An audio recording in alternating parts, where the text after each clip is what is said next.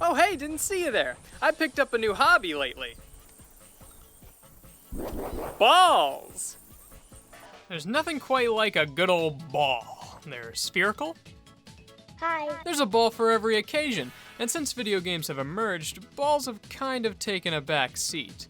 I understand a grand adventure, scouring the lands, fighting dragons, making good foods. It's all a dream come true. But have you ever just bounced a ball? Blocks made their epic comeback with Roblox, but what about balls? Games with balls as the focus, like Katamari Damacy, the NBA series, and the ball are all steps in the right direction. Any ball inclusion in video games is good, but I feel like the title that's done the best for balls in recent years has to be Pokemon Unite. Because it sucks them. Haha, I kid. Pokemon Unite is actually one of the most fully fledged Pokemon spin-offs we've seen since the last one. Pokemon Unite is a Pokemon multiplayer online battle arena, or MOBA. A Pokemon MOBA is something I never thought would happen, but then again I also never thought you'd be so quick to like and subscribe like you're about to do. Wink. Pokemon Unite is a pretty standard MOBA with 5v5 matches where you use abilities and basic attacks to defeat opposing players and complete the objective. In a lot of other MOBAs, your objective is attacking enemy defenses to get to one final goal deep near the enemy's spawn. But in Pokemon Unite's case, your objective is to score balls into hoops. Kinda like basketball, or for those not in the States, football. The characters you play as are lovable pocket monsters, each with different sets of abilities that correlate with their in-game counterparts. Some Pokemon evolve and get large stat buffs throughout the match, like Bulbasaur, while some stay the same the entire game, like Snorlax. Each Pokemon is also given a category depending on what role it helps the team. There's the attackers, which are good damage dealers, the defenders, which are good at taking hits and surviving, the speedsters, which can travel around the map quickly for assisting fights and objectives, the all-rounders, which are good at everything, and the supports, where they just shove the guys who do the crazy shit. These roles are a good guideline to base a team off of, with having one of each being a pretty good balance of roles. Ha! Now, in online video games, I've noticed players always want to insta-lock the high-damage characters. It's statistically more fun to beat the bad guys than be the guy who makes the guy who beats the bad guys a sandwich. In Unite, this problem is 20 times worse, with at launch there being 3 defenders, 3 supports, 4 all-rounders, 4 speedsters, and 7 attackers after the Gardevoir patch. To add on to that, every player throughout launch week got a speedster, 2 attackers, and 2 tanks for free, and people still don't want to play tank! So as a considerate player, nearly every match I'm forced to play either defender or all-rounder, which is great. I'm limited to 4 characters most of the time, and I don't even like Slowbro! The defender life chose me. Once you've got your team and get into a game, your real goal starts. Collecting balls. Finally, some content! You collect balls from defeating wild Pokemon and opposing players, and the more balls you have, the longer it takes to deposit them into the enemy's goalie hole. Every ball scored gives your team a point, and once you reach an amount of points per goal's health, you destroy that goal and can more easily advance to the next. The goals not only act as areas for the enemy team to score, but also provide defensive buffs to your team inside the circle. You can also get other buffs by killing specific Pokemon, like a shield over your whole team for killing Dreadnought, an extra attacker and scoring buff with Rotom, and a free win within the last minute with Zapdos. You continue to score goals throughout the match, and whichever team has more points by the 10-minute mark wins. Or if one team surrenders, which happens a lot. Unite to me is in a weird state of how much I should actually care about it.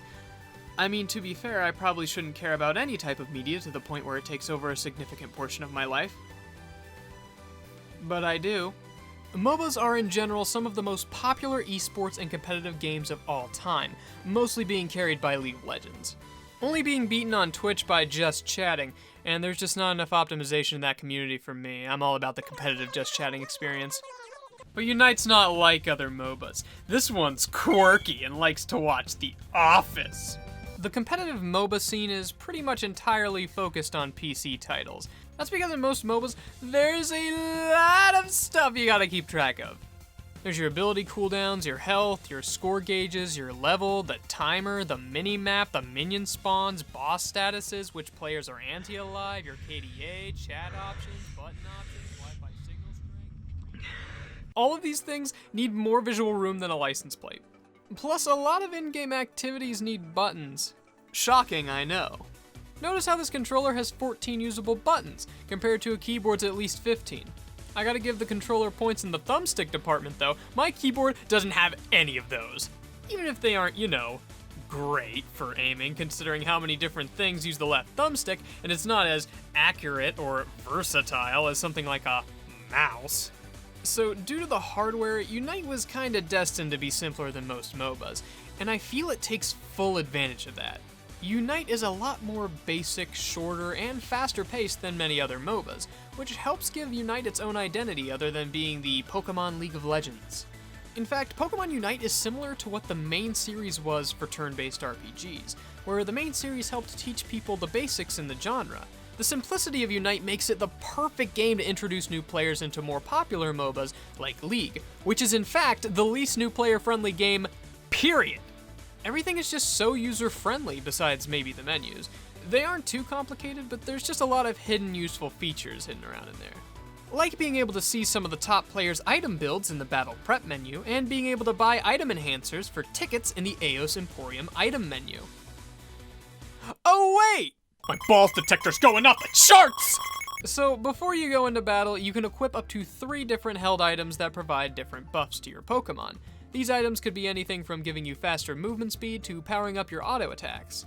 Now on its own, this isn't anything new or bad. It gives extra customization options, and I think that can help people play the way they want, which I'm all for. However, a huge problem arises from the ability to upgrade these items outside of matches.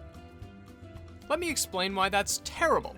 So in most player versus player games, players don't tend to enjoy having an innate disadvantage whenever they join a match. Unfair gaming matchups have actually increased the world's carbon dioxide output by 3%. So in order to not have any unfair matches, the tools given to each player should be about equal. Even if you don't make it easy to have all the tools, you should at least give the option to have any tool. So if you learn that Gengar is kinda broken right now, you can use your coins to choose Gengar, even if that also cuts off other options for the time, like Snorlax. This helps give everyone at least a chance at fair play. Even if you end up picking a different character that makes it more fun for you, or just one that you thought would be better, you at least had the option to get the better one. With the upgraded items, unless everyone's items are maxed, one team has an advantage from the start. No matter how small of an advantage it may seem, it's enough to tip the scales for even matches. Now, that wouldn't matter if they were easy or quick to get to max level, but they aren't. It could take days, maybe even weeks to get enough item enhancers to get a single item to level 30. But don't worry, valuable consumers, there's a simple solution to stop all this grinding while also staying competitively viable. And to bring you that answer here tonight is my good old friend Benjamin. My name is Benjamin Button, and this is the money song. Well, you can pay real-world money for item enhancers, with the cost being around $40 US to upgrade a single held item from level 1 to the max at level 30. Considering how long it takes to upgrade items normally, people have slandered this game with being super pay to win, and saying you would basically have to have a lot of disposable income to spend on this free game to be competitively viable. And they'd be right. For now. There's the argument that having a progression system that can be advanced with real money is inherently bad, and in a lot of ways, I agree. For Pokemon Unite, I think it's scummy as fuck, but also necessary to keep the game alive for what it is. Hear me out. I think having an upgradable item system in a quick-paced competitive game like this is completely non-consumer friendly. It's clearly done in this way to give players a sense of progression and to make money, and it's only going to get worse as time goes on. See, when the game first came out, all the free-to-play players had still yet to max out 3 items to level 30, leading the people with expendable incomes to have an unfair advantage. But that's just a minor issue, because the free-to-plays are going to eventually level up those items and be on par with the people with the Gucci clothes. Sure, it sucked at first, but now you're on an even playing field. But you know who's not on an even playing field? The players who didn't start at launch. Now not only do they have to face those who paid for their item enhancers, but those who grinded them out as well. The longer the game is up, the worse the grind is going to be for new players, as they'll be facing more and more people with fully maxed out held items. which now gives the new player the choice. Do they push through the grind, which will get slower as time passes because you get less rewards when you lose, or cave and spend large sums of money so they can just immediately jump into even matches? A lot of people out there just might not have the time or patience for that long of a grind. Some people got a 9 to 5 at the water factory. You think they want to come home after a hard day's work just to lose at a game they want to enjoy because they aren't a Twitch streamer? To people like that, paying money might be a better option, and soon it's not going to make it any less different for new players because they'll already be fighting other free-to-plays with maxed out items. So I think for the system that they've designed, microtransactions are essential. Which is why I think the system that they've designed is Omega Balls! Despite all of its drawbacks, Unite is still a fairly well-made game. And it's also still pretty new, and could have a lot of good in store for us in the future with how things are looking. But I have to say, it ain't got nothing on old Reliable. Time to have fun times infinity!